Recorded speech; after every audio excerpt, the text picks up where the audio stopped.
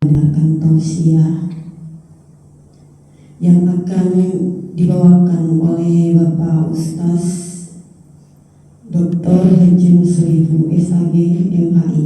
Kepada beliau kami persilahkan dengan hormat.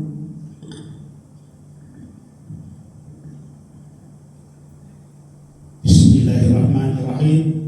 Assalamualaikum warahmatullahi wabarakatuh.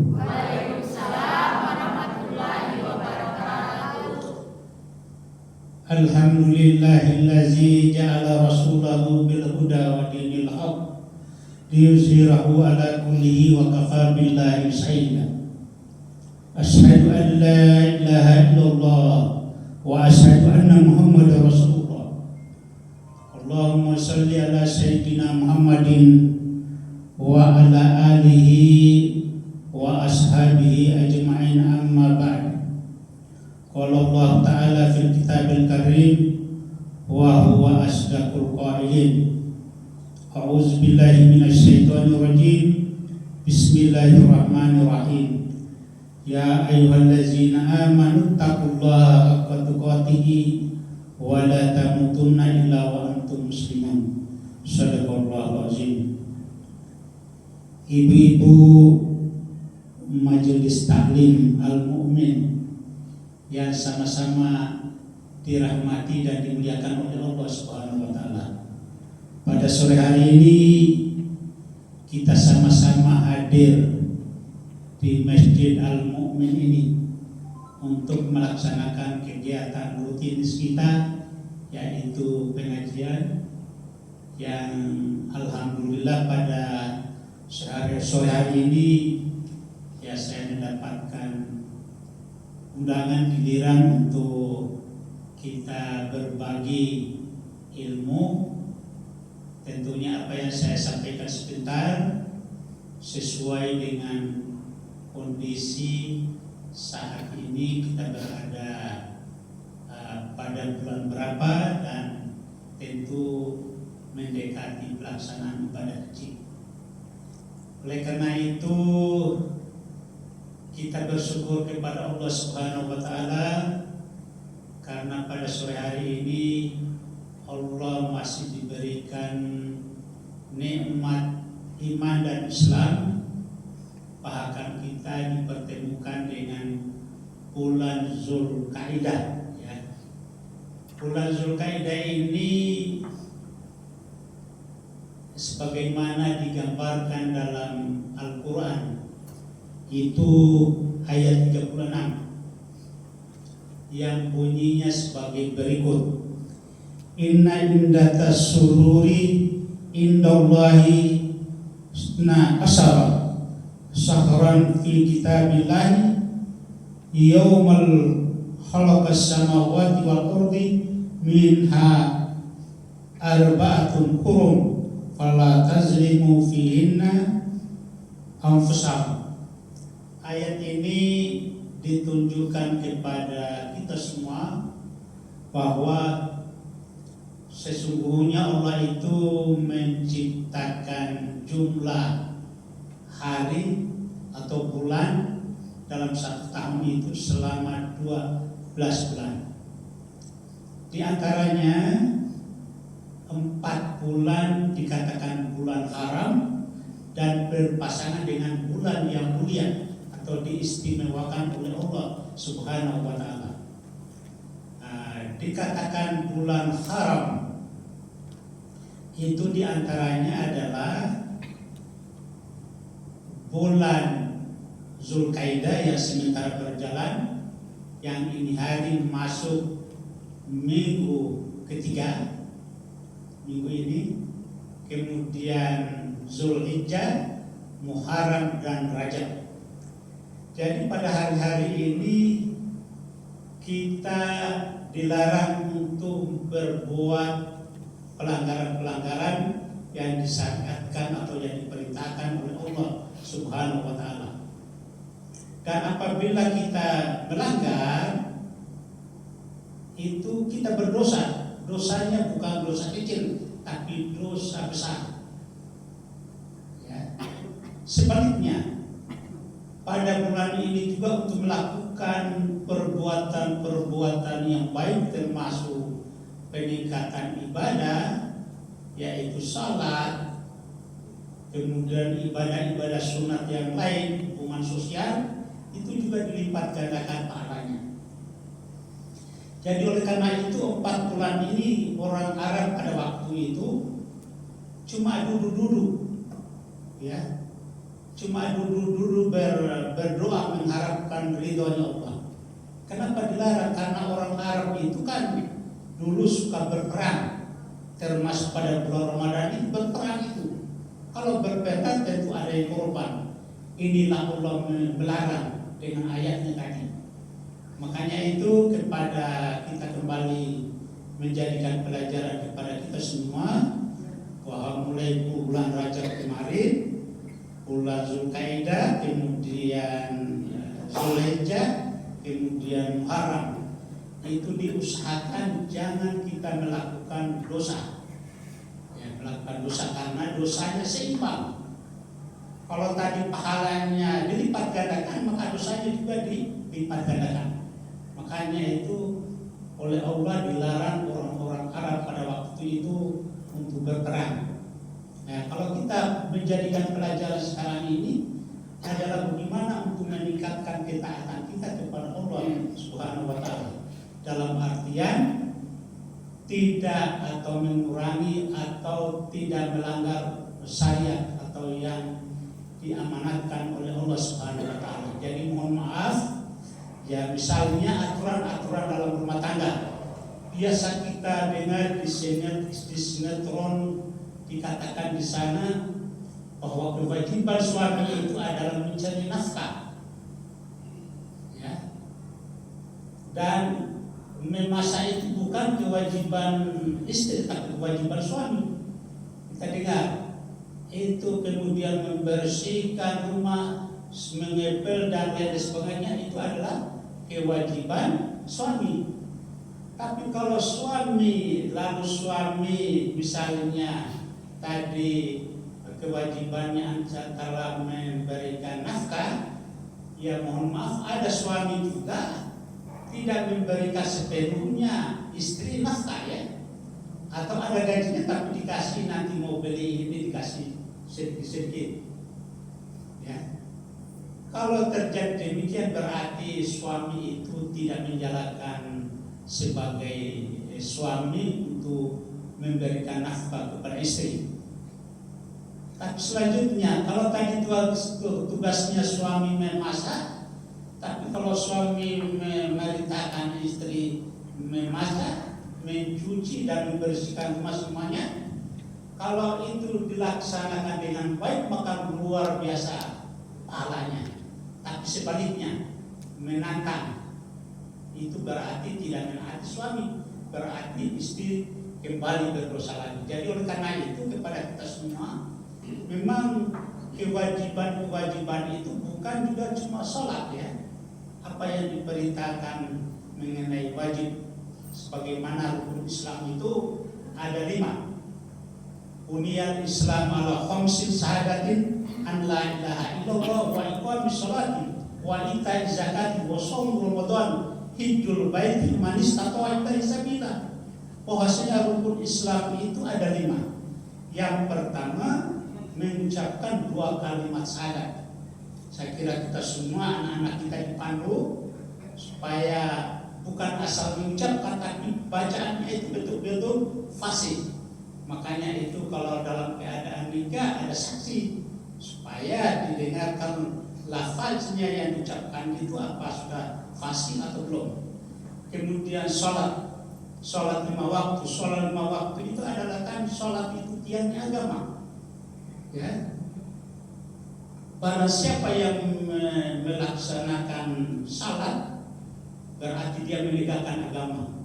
Tiangnya dari suatu bangunan, kalau tiangnya tidak kuat berarti roboh nantinya, termasuk masjid ini. Kemudian mengeluarkan zakat, kemudian puasa Ramadan, kemudian hijjul baiti man istata'a ilaihi sabila, sebagaimana tadi yang disebutkan oleh Qari tadi, ya. Waliah itu dia bilang ya hijul baiti man istata'a ilaihi sabila, bahwa seseorang sudah melaksanakan ibadah haji bagi yang mampu. Yang tidak mampu tidak diwajibkan.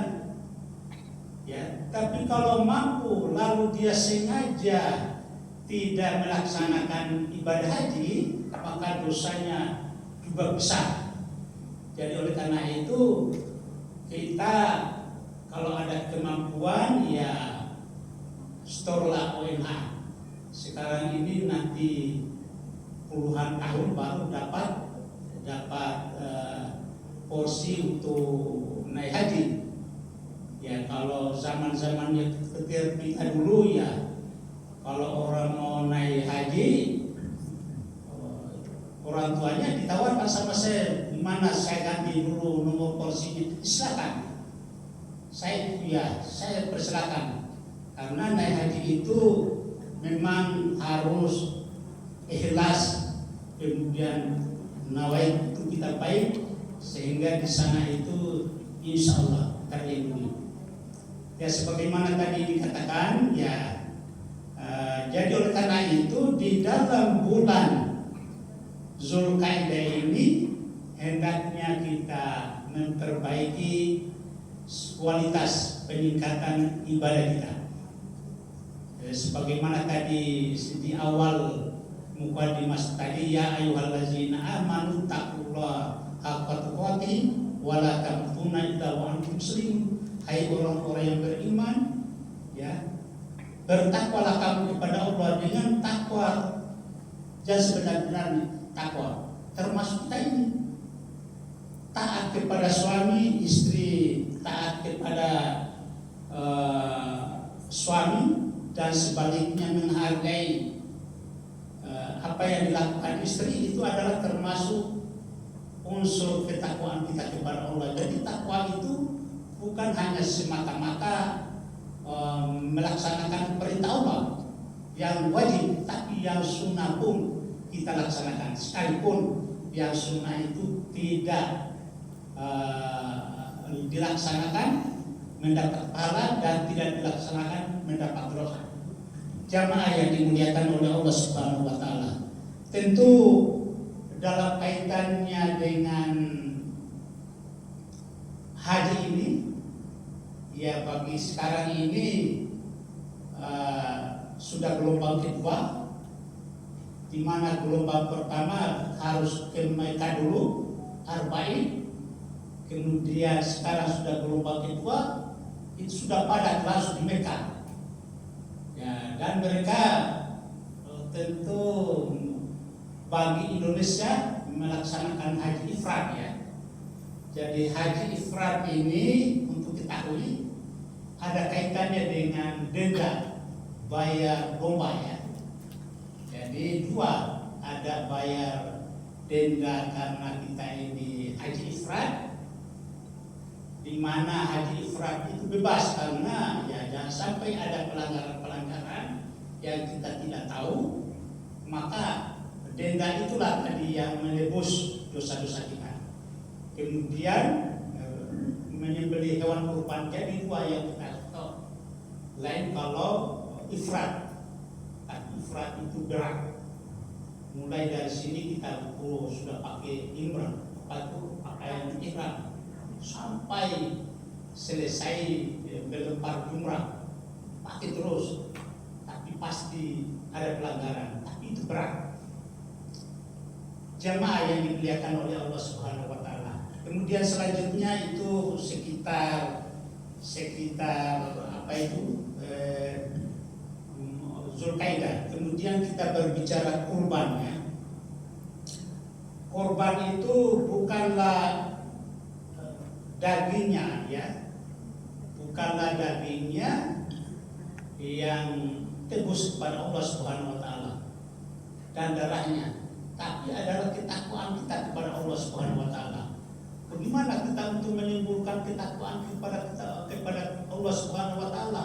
Adalah meningkatkan keimanan dan ketakwaan kita kepada Allah Subhanahu wa taala.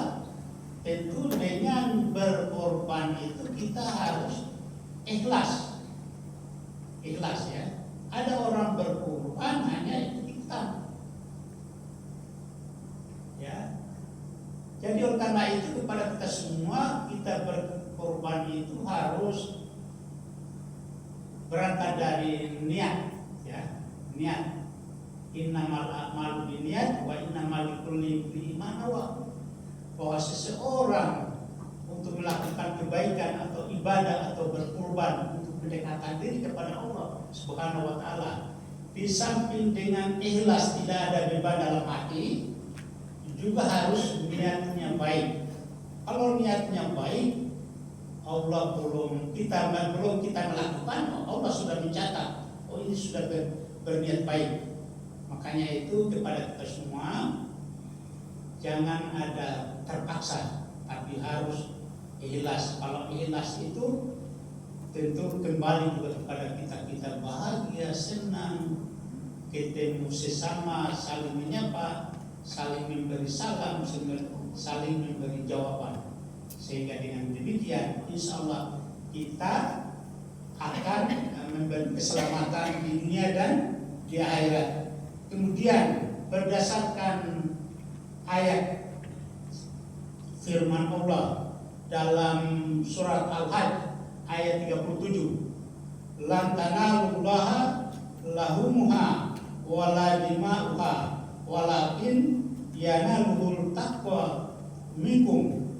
Tidak akan sampai kepada Allah daging itu, dan tidak pula darahnya, tetapi yang akan sampai kepada Allah adalah takwanya. Ini dasarnya ya, apa yang saya jelaskan, bahwa di dalam kita berkorban itu bukan dagingnya, bukan darahnya yang sampai kepada Allah, tapi ketakwaan kita. Ya, ketakwaan kita itu adalah niat kita tadi, keikhlasan kita itu tadi. Kita belum kerjakan, belum menyumbang di sana, Allah sudah mencatat. Jadi oleh karena itu kepada kita semua harus kita taat kepada Allah Subhanahu wa taala. Kemudian selanjutnya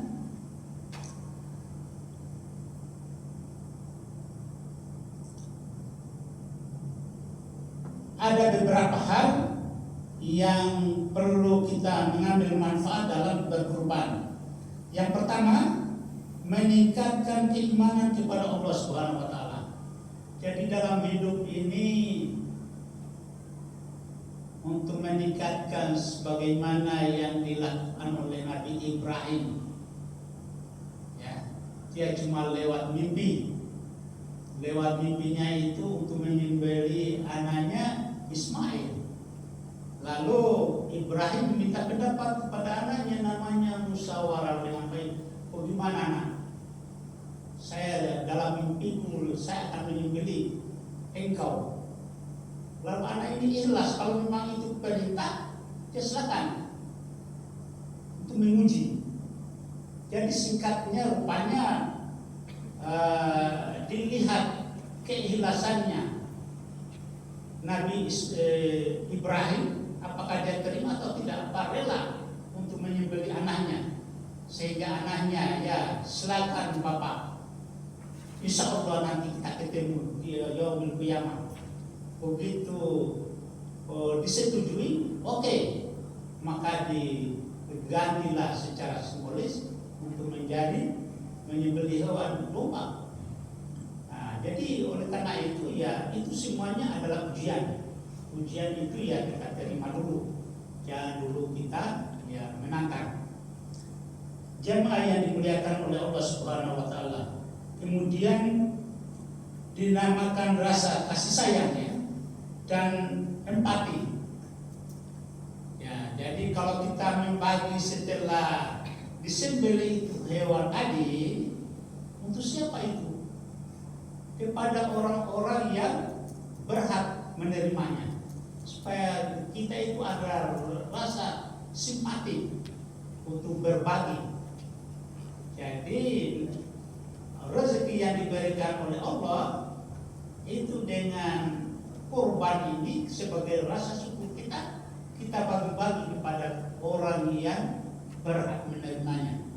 Tentunya orang yang berhak menerimanya itu termasuk fakir, miskin, orang mu'alaf, kemudian ibu sakit, ya di samping panitia, kemudian yang berjuang dalam Islam, ya termasuk pengurus masjid atau yang tidak mampu lah katakan.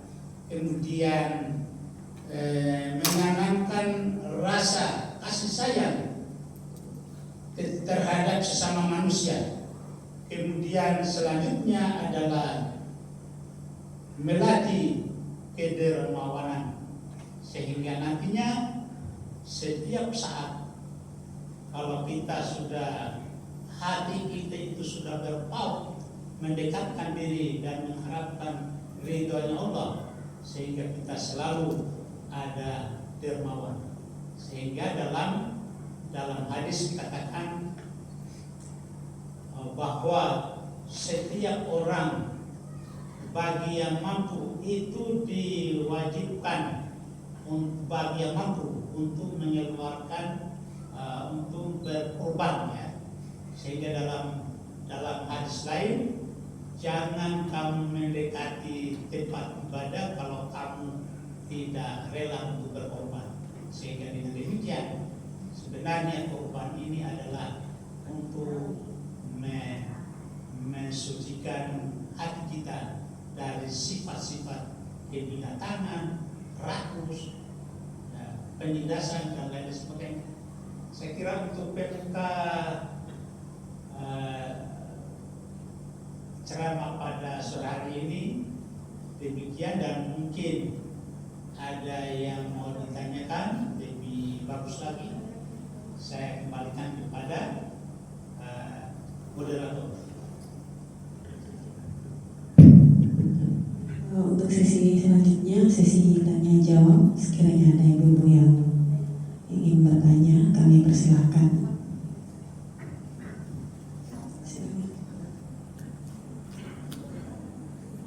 Besar-besar bisa sebentar. Kita butuh mic.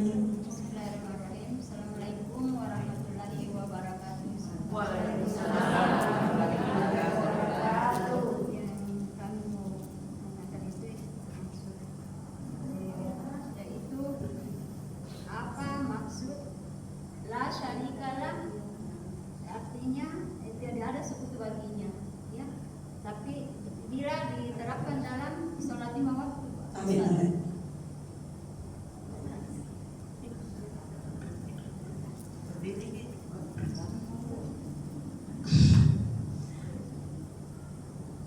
Tapi Ustaz, maksud saya apa maksud la syarikalah? Maksudnya itu tiada sekutu baginya bila diterapkan dalam sholat lima waktu, Ustaz. Terima kasih.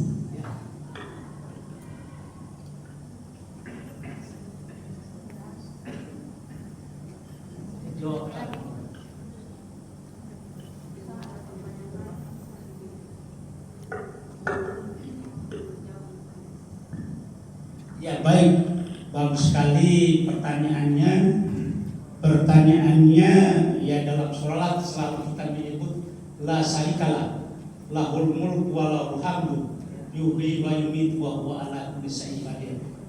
Jadi ini tentu kita selalu minta perlindungan, ya. Perlindungan karena kita ini sudah mau menghadap kepada Allah Subhanahu wa taala, ya. Dengan perlindungan itu ya apapun, godaan apapun yang masuk tidak akan mudah terpengaruh. Ya, contohnya misalnya, ya,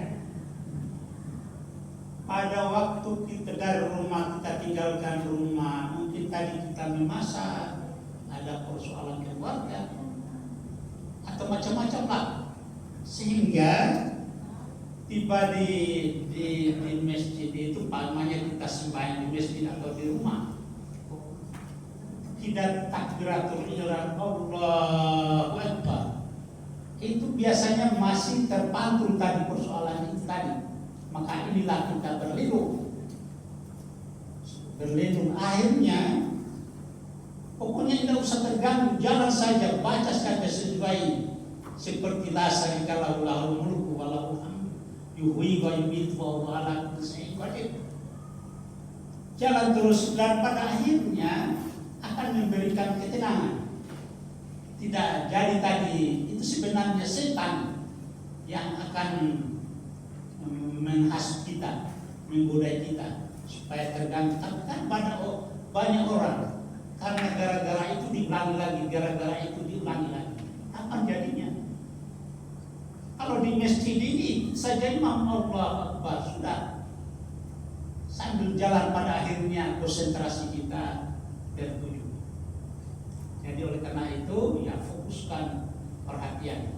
Dan ini memang bagi orang-orang yang belum memahami tentang bagaimana itu afdolnya kita melaksanakan sholat, maka kita harus mulai dari niat tadi.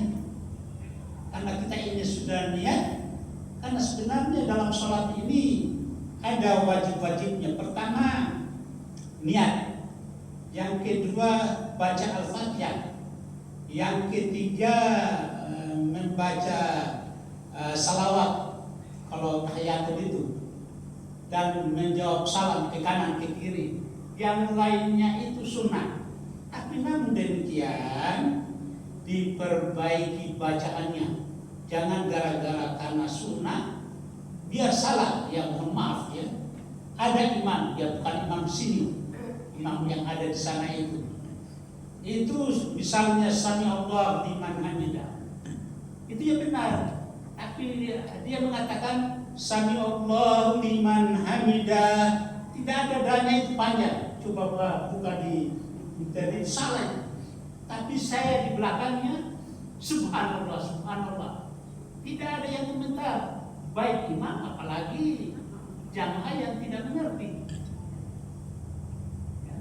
Jadi oleh karena itu kita yang mohon maaf jangan hanya sekedar menghafal, tapi sedikit-sedikitlah kita baca ya. Kita mengerti itu artinya, sehingga dengan demikian kita dengar orang membaca, oh ini maksudnya. Sama juga kalau saya mengajar mahasiswa untuk fasih bahasa Arab, kuasai huruf hijaiyah. Huruf hijaiyah itu apa? Alif, ba, ta, sa, dan seterusnya. Kalau huruf bahasa Indonesia A, B, C, D, ya, baru berbaris di atas alif, fathah, kasrah, dhamma, baru sebut. Jadi kalau ini sudah hafal itu huruf hijaiyah, gampang sekali mengoreksi imam atau yang membaca. Dia seharusnya dia baca tak, salah besar. Kalau salah baca berarti salah arti. Nah itu saya kira itu Bu. Jadi saya anjurkan sedikit-sedikit, tidak usah semuanya. Itu tidak bisa orang langsung pintar ya. Nah seperti itu. Kalau huruf hijaiyah itu hafal, terus masuk anak-anak kita itu pintar-pintar itu. Saya mahasiswa saya itu, kalau saya ajari huruf hijaiyah, biar satu semester pintar dapat A semua, kecuali yang malas. Kalau rajin ya dapat aktif. Ya terima kasih. Ya mungkin ada yang lain.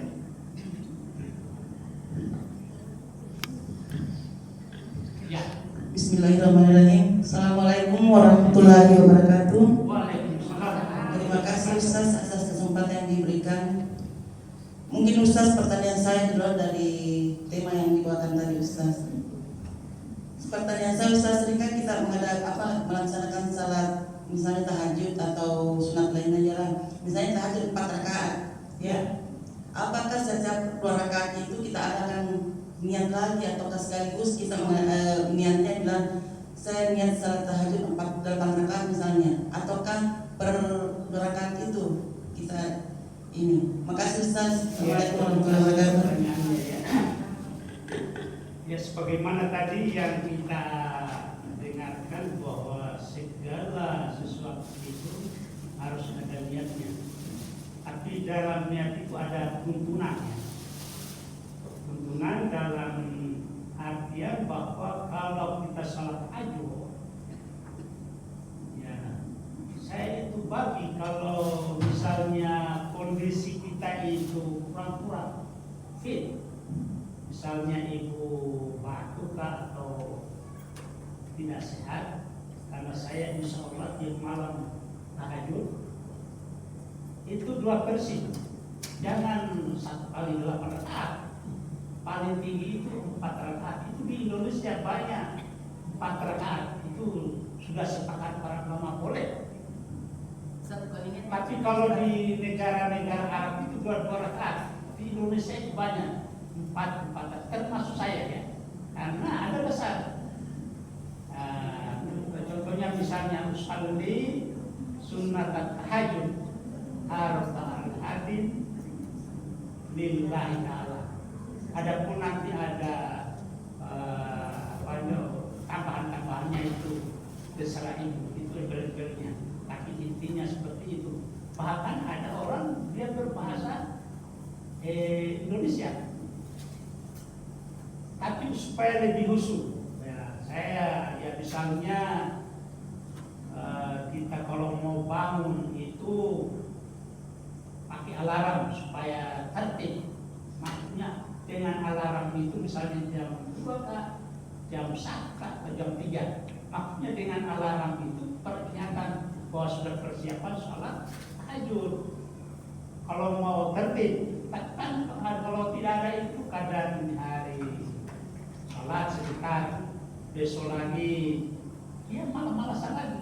Padahal kalau bisa terus menerus, karena pahalanya dan luar biasa Allah Subhanahu wa Ta'ala mengijabah itu apa yang kita minta. Karena sholat tahajud, mohon maaf nih, saya sholat tahajud dulu waktu saya sekolah, apalagi mau ujian, situ saya mulai. Kalau sholat malam tahajud langsung tertidur, biar ada tempat tidur, tapi tertidur di tempat sajadah itu. Apa yang kita rencanakan, apa yang kita mau lakukan ke depan, itu belum ada pengumuman sana. Saya sudah lihat bahwa saya lulus. Nah itu tadi. Jadi berfokus kepada niat betul-betul karena lillah ta'ala. Jadi tadi kalau tahajud tadi 4 rakaat, tapi ada sebagian ulama, ya termasuk juga saya rangkap. Pada malam hari itu saya bangun malam, saya pertama sholat tahajud dulu, terlalu panjang ini waktunya. Maka saya gabung lagi, usalli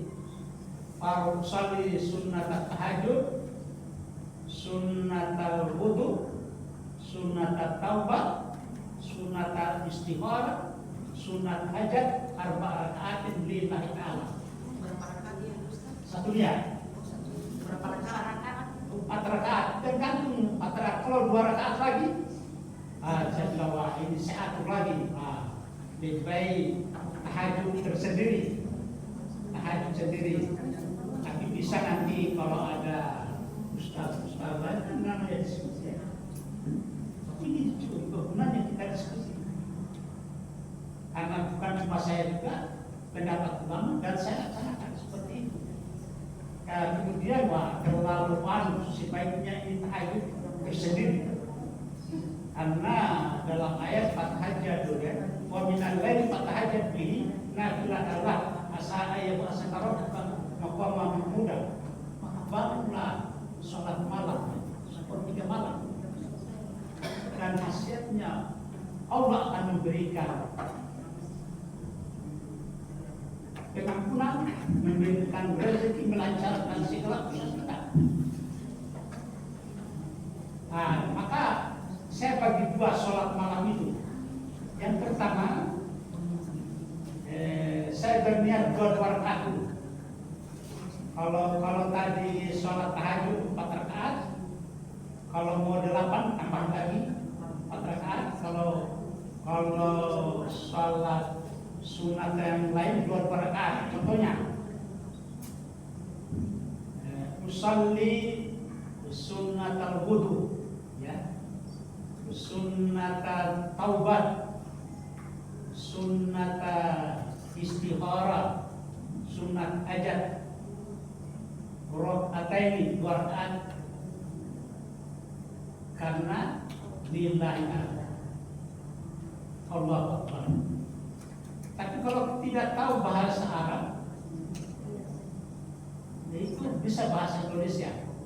Saya berniat salat wudu, salat taubat, salat istihara dan salat hajat 2 rakaat karena lillahi ta'ala Allahu Akbar. Tapi saya ya insya Allah saya selalu berbahasa Arab karena saya juga ya mohon maaf salah satu juga ya dosen juga bahasa Arab, mengajar bahasa Arab. Jadi pintar-pintar itu mahasiswa saya. Dia dari SMA bukan dari madrasah. Jadi saya ajarkan kami hijaiyah insya Allah. Anak-anak kita di rumah yang kecil kita suruh hafal hijaiyah dengan katakan kalau itu sudah baca itu dia bisa mengoreksi imam itu yang salah-salah. Dan kalau imamnya saya sudah salah-salah, saya sudah kedor-kedor juga, cuma ada dasar ya. Maksudnya sebagai tambahan kepada kita semua, kalau imamnya salah, makmumnya benar, tetap sah sholat kita sebagai berjamaah. Ya begitu juga imam benar, makmumnya salah, masih tetap kita sholat pahalanya 27 derajat. Makanya itu ya mohon maaf kalau dekat rumah, kalau lagi relax ada kesempatan ya datanglah di masjid karena jamaahnya itu 27 di masjid, di rumah 1. Ya saya kira sudah lebih dari pertanyaannya. Saya kembalikan kepada Ibu.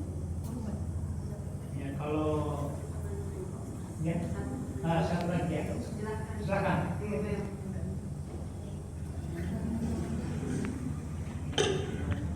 Terima kasih. Assalamualaikum warahmatullahi wabarakatuh.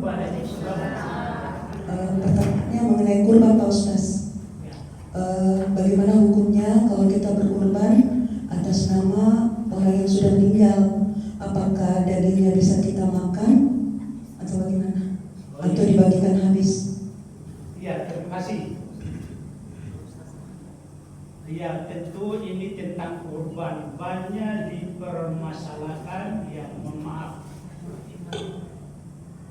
Ada yang asal dia menjelaskan tapi tidak tahu pokok permasalahan seperti apa ya.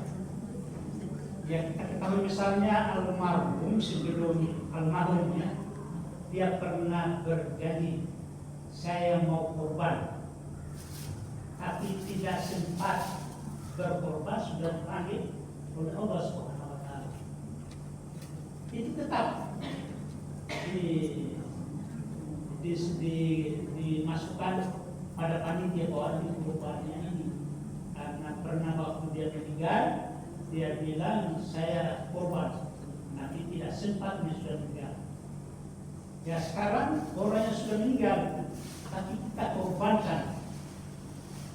Nah, itu boleh, tapi bukan lagi korban, yang korban itu yang masih hidup, ya masih hidup, atau dengan ucapannya tadi atau nazar, ucapannya tadi atau nazar, tapi belum sempat dia dibakar. Itu boleh. Sekarang pertanyaannya, bagaimana kalau kita korbankan misalnya orang tua kita? Apakah sama dengan orang yang masih hidup? Ya. Itu jawabannya tidak sama ya. Jadi orang hidup itu masih dianggap korban karena arti korban itu adalah mendekatkan diri kepada Allah. Jadi apa yang kita korbankan kita ini untuk mendekatkan diri kepada Allah. Itu apa? Beribadah, untuk patuh, untuk taat kepadanya. Sekarang kita sudah meninggal patuh, tidak bilang apa-apa. Kita tidak ada kemampuan. Kita korbankan dia, jadi dia bukan korban tapi sedekah. Pertanyaannya apa? Boleh dimakan silakan. Tentu dibagi-bagi juga, jangan dimakan semua ya. Tapi mohon maaf, ada satu dia berkorban, satu keluarga ditulis di papan. Pada waktu dipotong tidak ada di masjid, dipotong di sana, dibagi-bagi di sana dia sendiri. Padahal itu harus di sini nanti kita ambil bagian kita begitu. Jadi saya banyak bikin penuh saja. Jadi saya itu ganti-gantian korbannya karena tempat saya di Citra Sedia, ya, di Gemilang, kemudian di BTP. Kalau kemarin di BTP, tahun ini insya Allah saya korban lagi di Gemilang, ya. Artinya bagi-bagi, karena tentunya bagi-bagi panitia tentu yang menerima korban itu. Dan kesimpulannya bahwa orang yang sudah meninggal pada Allah kelebihan ya korbankannya, tapi dia bukan korban namanya sedekah. Pahalanya tidak berbeda, cuma sebutannya. Kenapa sudah sebutannya bukan korban? Karena dia sudah meninggal. Sudah tidak ada tinggal dia menerima kiriman dari yang masih hidup di dunia. Dia menunggu tadi di alam barzakh. Yang sembahyang doakan orang tuanya dia setiap saat dia diterima pakai. Karena di alam barzakh itu bermacam-macam orang. Ada cuma sampai datang lagi pakai dari anak saya ini, tapi ada sudah lama tidak pernah dikirim-kirimnya. Inilah anak-anak atau keluarga yang tidak taat kepada orang tuanya. Makanya itu ya kita usahakan anak kita yang sudah bina supaya ada amal-amal jariah. Kalau di sini banyak, mungkin ada ustaz di sini atau guru, ada juga ustazah. Itu perbaikilah cara mengajarnya supaya itu dapat amal yang diajarkan itu mereka jadi besar. Mau jadi apa manusia yang berguna bagi bangsa dan negara, diamalkan pahalanya mengalir terus. Jadi oleh karena itu ya itulah kapasitas kita yang bisa kita harapkan terhadap anak dan keluarga dan kerabat kita. Saya kira jelas itu. Kalau berlebihan saya bermohon maaf karena mungkin yang ditanyakan saat tapi terlalu banyak saya memberikan karena supaya kita itu yakin. Ya, terima kasih. Alhamdulillah, demikianlah tadi tausiah yang dibawakan oleh Bapak Ustaz. Semoga ilmu dan nasihat yang disampaikan beliau dapat bermanfaat bagi kita semua. Acara selanjutnya adalah doa yang dipimpin langsung oleh Bapak Ustaz. Pada Bapak Ustaz kami persilakan. Ya, untuk menutup acara majelis kita pada sore hari ini, marilah kita sama-sama berdoa. Mudah-mudahan kita dalam lindungan Allah Subhanahu wa taala dan tetap diberi ketabahan dan kesabaran untuk menjalankan apa yang diperintahkan kepada kita semua. Bismillahirrahmanirrahim. Alhamdulillahirabbil alamin. Wassalatu wassalamu ala asyrafil anbiya'i wal mursalin sayyidina Muhammadin wa ala alihi wa ashabihi ajma'in. Allahumma ighfir lana wa li walidayna warhamhuma kama rabbayani shaghira. Allahumma ighfir lil muslimina wal muslimat wal mu'minina wal mu'minat wal ahya'i minhum wal amwat innaka sami'un qaribun mujibud da'wat wa qadiyal hajat. Allahumma inna nas'aluka ridhaka wal jannah wa na'udzubika min sakhatika wan nar. Allahumma inna nas'aluka salamatan wa nas'aluka imanan kamilan wa ilman wasi'an wa rizqan wasi'an wa nas'aluka imanan kamilan. Rabbana hab lana min azwajina wa dzurriyyatina qurrata a'yunin waj'alna lil muttaqina imama. Allahumma tawwil a'marana wa sahhi ajsadana wa nawwir qulubana wa sabbit imanana a'malana wa wasi' arzaqana wa ilal khairi qaribna wa anisari inna wa qdi hawajana fid dini wa dunya wal akhirati innaka ala kulli syai'in qadir. Rabbana atina fid dunya hasanah wa fil akhirati hasanah wa qina azabannar walhamdulillahi rabbil alamin. Al-Fatihah. Bismillahirrahmanirrahim.